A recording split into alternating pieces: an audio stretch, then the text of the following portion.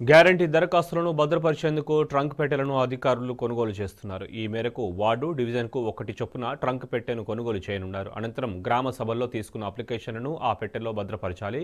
పెట్టెలో దరఖాస్తుల ఫారాలు దాటిపెట్టడంపై ప్రజల్లో అనేక సందేహాలు వ్యక్తమవుతున్నాయి. దరఖాస్తుల స్వీకరణ ప్రక్రియ పూర్తయిన తర్వాత వాటి ఎంపిక ఎలా ఉంటుందనే అభిప్రాయం ప్రజల్లో వ్యక్తమవుతోంది.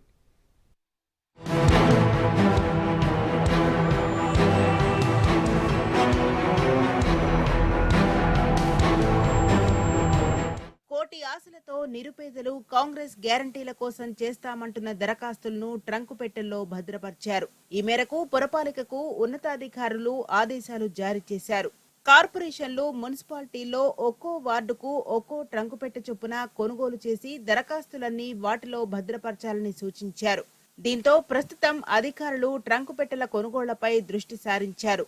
దరఖాస్తుల స్వీకరణ తర్వాత ఏం చేయాలనే దానిపై స్పష్టత కరువైంది. కొన్ని చోట్ల కంప్యూటరీకరణకు కసరత్తు చేస్తుండగా చాలా చోట్ల ఆదేశాలు రాలేదని అంటున్నారు. ఈ నేపథ్యంలో లక్షల్లో వచ్చిన దరఖాస్తులను కంప్యూటరీకరించేందుకు చాలా సమయం పట్టే అవకాశమున్నది.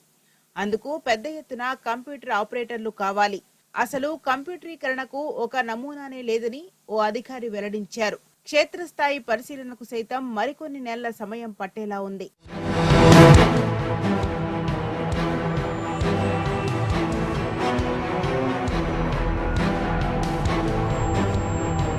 ప్రజాపాలన దరఖాస్తుల ప్రక్రియ రెండో రోజు ముగిసింది.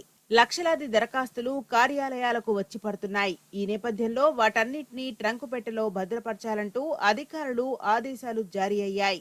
అయితే ఒక్కో ట్రంకు పెట్టెకు 1,800 రూపాయల వరకు ధర ఉండడంతో కొన్ని మున్సిపాలిటీల్లో డబ్బులు ఎవరివ్వాలి అనే సందేహాలు తలెత్తాయి.